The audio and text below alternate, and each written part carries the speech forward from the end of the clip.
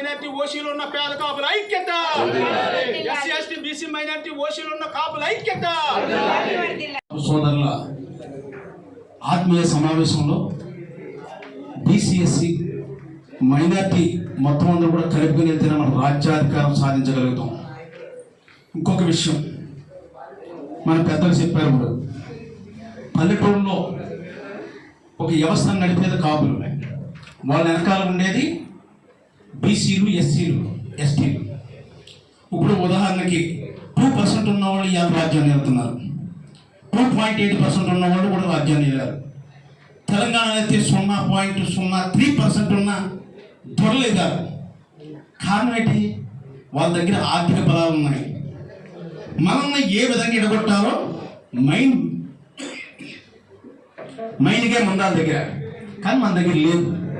దాన్ని చేస్తారని 2007 నుంచి 2009 వరకు ఇవాళ కాపులు కమ్మల రెడ్ల నుంచి సీఎం రావాలి త్వరల నుంచి అంటే చిన్న విషయం కాదండి అది. అయితే శిరస్మాముల కుటుంబం, కొన్నిదిన కుటుంబం, ఆ కుటుంబం వస్తుందని మేము 2007 నుంచి 2009 వరకు కూడా ఒక పార్టీ వెనకాల మా బీసీ తరఫున అన్ని తరఫున కూడా మేము పోరాటం చేయడం జరిగింది. కానీ తర్వాత ఏం జరిగింది తర్వాత చూద్దామండి. అది ఇప్పుడు వాళ్ళకున్న టాక్టిక్స్ ఏంటంటే, ఇవాళ ఓ టీడీపీ పార్టీ ఉందనుకోండి, బీసీ దగ్గరికి వెళ్ళాలి ఏమంటారు? టీడీపీ అంటే బీసీల పార్టీ, బీసీలు అంటే మీదే, మాకేముందరా? ఎక్కడైనా మీటింగ్ వెళ్తుందనుకోండి, ఆ మీటింగ్కి వెళ్ళండి 10,000 ఆదరించి ఒక 4-5 ట్రాక్టర్తో జనం తోలుతాడు అక్కడికి, కానీ మీదే పార్టీ అంటాడు. అలాగే రెడ్లు కూడా అలాగే అంటారు. మరి కాపు సోదరులు ఆ విధంగా కానీ ముందుకు రాగలిగితే, అవునే పల్లెటూరులో ఉన్న ఎస్సీ బీసీని కానీ మీరు కలుపుకుని నిలగలిగితే రాజ్యాధికారం మందే. అది నిలకడండి, రాజ్యాధికారం ఏముందండి? మందండి. మనకి ఏ విధంగా వస్తుంది? కలుపుకోవడం రావాలండి. కలుపుకోవడం వచ్చిందంటే ఆటోమేటిక్గా సెట్టింగ్గా అయిపోతాం. ఇవాళ మన పెద్దలు ఇందాక ఒక మాట అన్నారండి, ఎస్సీ బీసీలని మన కాపు సోదరులు కొట్టడం, దానివల్ల కొంచెం ఎరగబడిపోయాం అన్నారు. అది నిజమండి, 100% అది.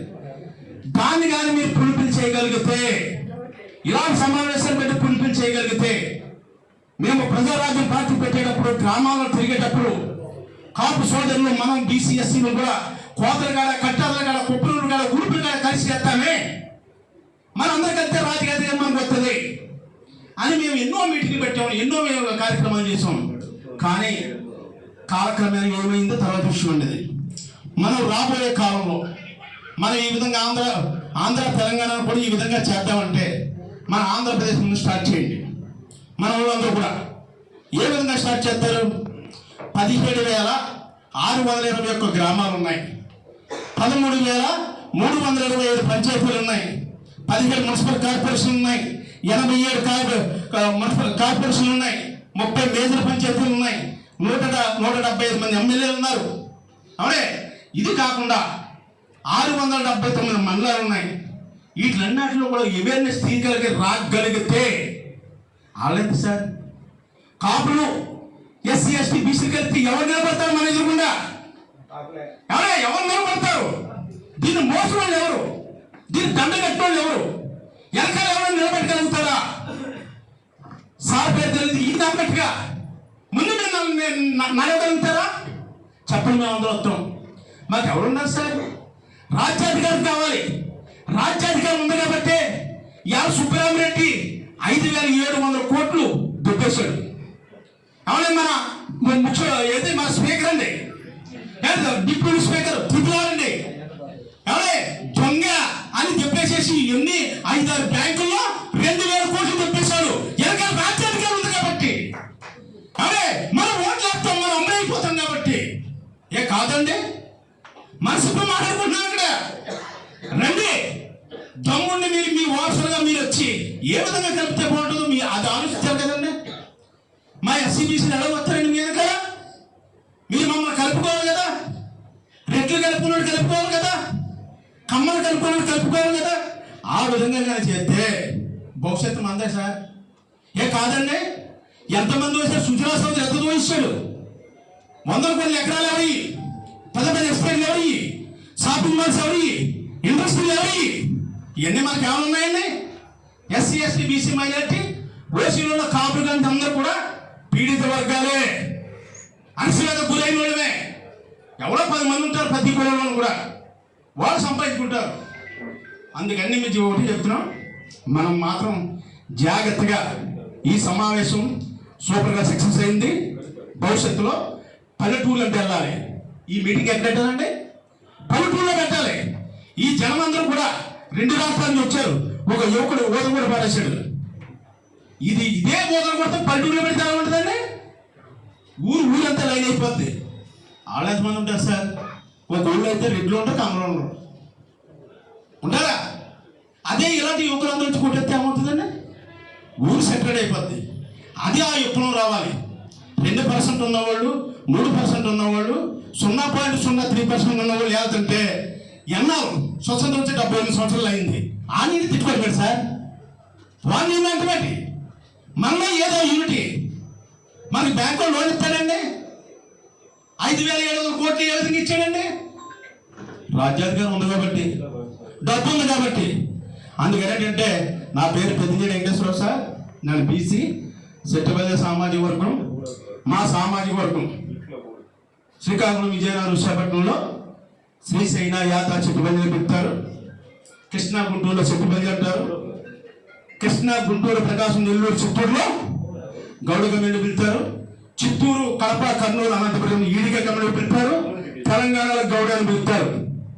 మాది కూడా దమ్మున్న కులమే, మీతో కూడా సమానంగా రావడానికి రండి. మేము మన అలాగే చేయడం లేదు. దమ్మున్న కులం మాది కూడా. దాంతో యాదవులు కలపండి, అవునే చేనేతలు కలపండి, మత్స్యకారులు కలపండి, నాయకులు రచి కలపండి, సమస్త బీసీ కులాలను కలపండి. కలిపి మన పోరాటం చేయడానికి వెళ్దాం. కలుపుతాం. ఆ విధంగా ముందుకు రండి. కలుపుతామని మేము 2007 నుంచి 2009 దాకా చిరంజీవి కుటుంబానికి దాసోహం చేశాం. అవునే దాసోహం చేయలేదా? ఎంతమంది చేశాం? ఇప్పుడు ఇవాళ కాపు సామాజిక వర్గం మీటింగ్ అని చెప్తున్నారు.